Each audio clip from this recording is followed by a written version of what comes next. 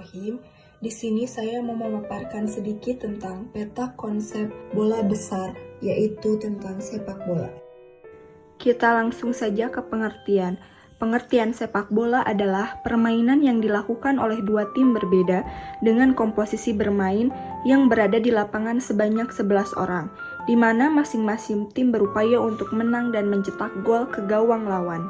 Kemudian selanjutnya ada peraturan pada permainan sepak bola. Yang pertama, peraturan tentang gol yang sah. Kedua, peraturan tentang waktu permainan. Waktu yang berlaku selama pertandingan adalah selama 90 menit. Selama pertandingan akan dibagi menjadi dua bagian, 45 menit pertama, kemudian akan mengambil waktu selama 15 menit untuk melanjutkan permainan kedua selama 45 menit. Ketika permainan berakhir imbang selama 90 menit berikut dengan tambahannya, maka akan dilanjutkan adu penalti untuk menentukan pemenang, di mana penalti ini dilakukan dalam kotak penalti dengan menendang bola ke arah gawang lawan. Peraturan yang ketiga adalah peraturan tentang jumlah pemain. Setiap tim sebanyak jumlah pemain dalam setiap tim harus ada sebanyak 11 pemain, terdiri 10 pemain lapangan dan 1 penjaga gawang. Setiap tim dapat menyediakan hingga 7 pemain pengganti. Terus peraturan yang terakhir adalah peraturan tentang wasit dan pemberian kartu.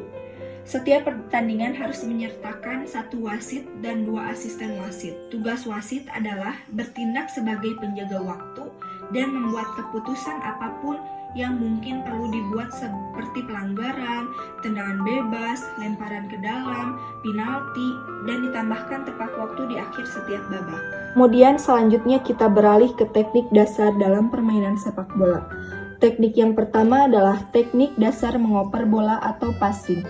Berikut beberapa teknik passing. Yang pertama, inside of the foot or push pass atau kaki bagian dalam. Yang kedua, outside of the foot atau kaki bagian luar. Dan yang ketiga, instep drive dan chip pass.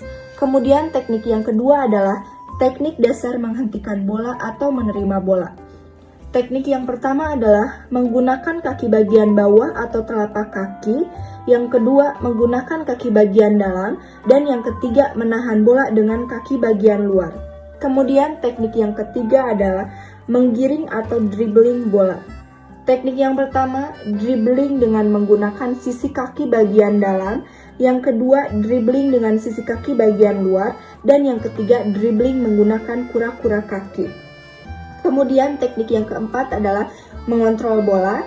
Dan yang terakhir adalah mengontrol tubuh. Kemudian setelah teknik dasar selanjutnya ukuran lapangan. FIFA menerapkan standar lapangan sepak bola internasional adalah panjang 100 x 110 meter, lebarnya 64 sampai 75 meter, lingkaran tengah radius 9,15 meter, panjang kotak penalti 40 meter, lebar kotak penalti 16,5 meter.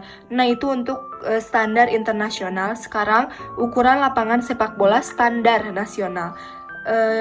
Panjang atau garis sentuhnya 90 sampai 120 meter, lebar atau garis gawangnya 45 sampai 90 meter, lingkaran tengah radius 9,15 meter, kotak kiper 18,3 kali 5,5 meter, kotak penaltinya 40,3 kali 16,5. Dan yang terakhir ada manfaat. Manfaat yang pertama menambah kebugaran dan stamina, yang kedua baik untuk kesehatan mental, dan yang ketiga baik untuk kognisi, dan yang terakhir meningkatkan kerja tim dan sosial. Sebelum masuk ke pengertian, di sini saya mau menjelaskan sejarah kasti terlebih dahulu.